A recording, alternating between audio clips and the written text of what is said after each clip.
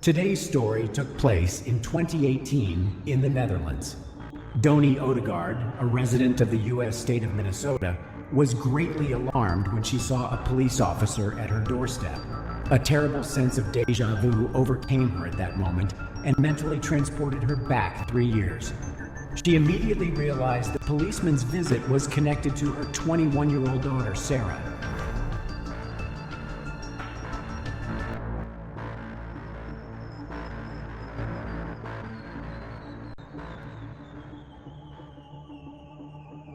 Sarah Pappenheimer was born January 30th, 1997 in Minnesota.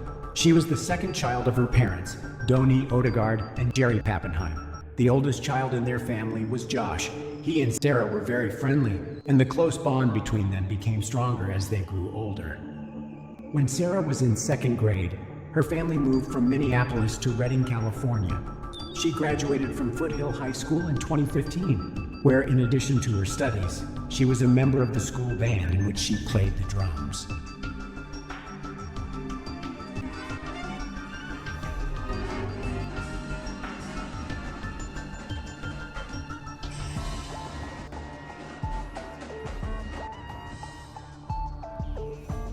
Music in general, and drums in particular, were Sarah's personal passion. She was an accomplished drummer and often played in weekly jam sessions at Redding's venues.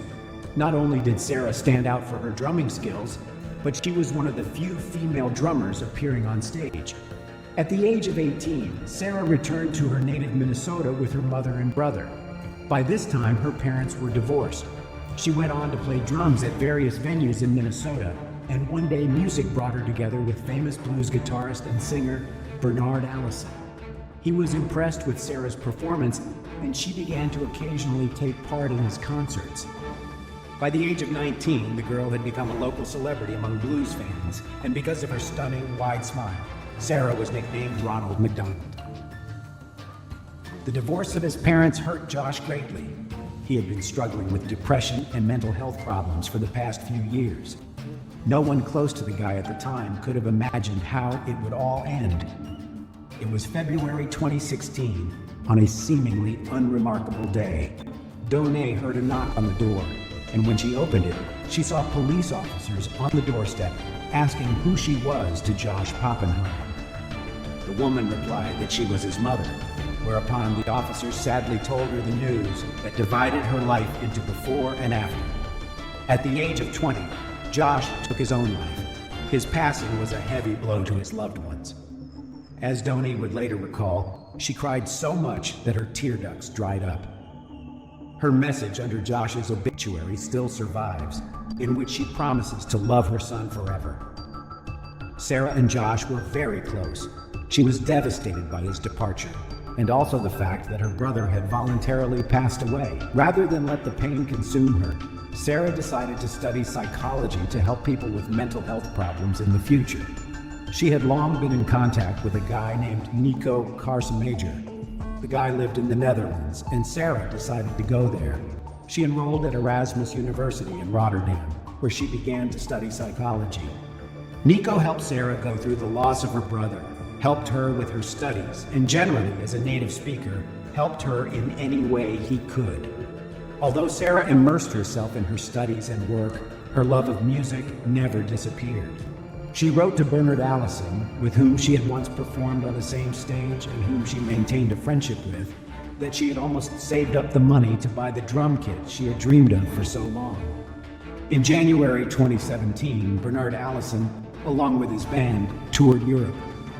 On January 30th, her 20th birthday, Sarah came with Nico to Allison's performance in Germany, and as soon as Bernard spotted her, he immediately called her to the stage.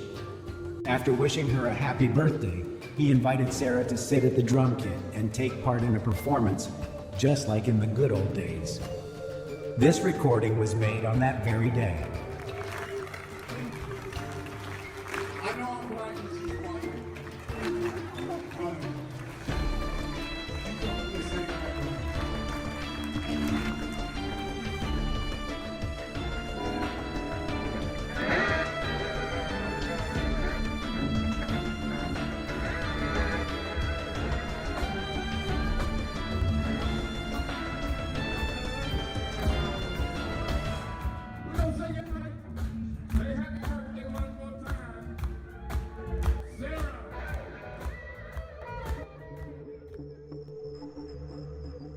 In Rotterdam, Sarah lived on the third floor in a complex just a mile from the university.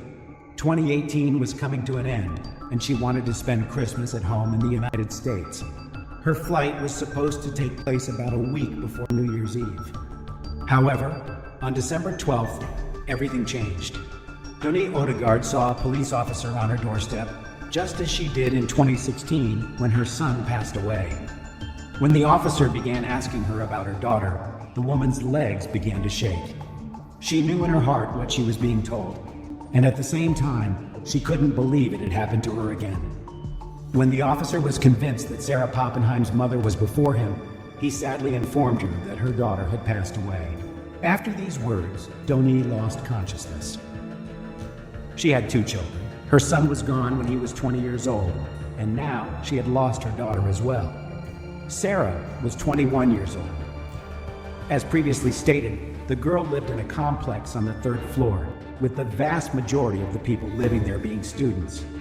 For the past year, Sarah had rented an apartment there, and she shared it with another student, also a musician who played the double bass.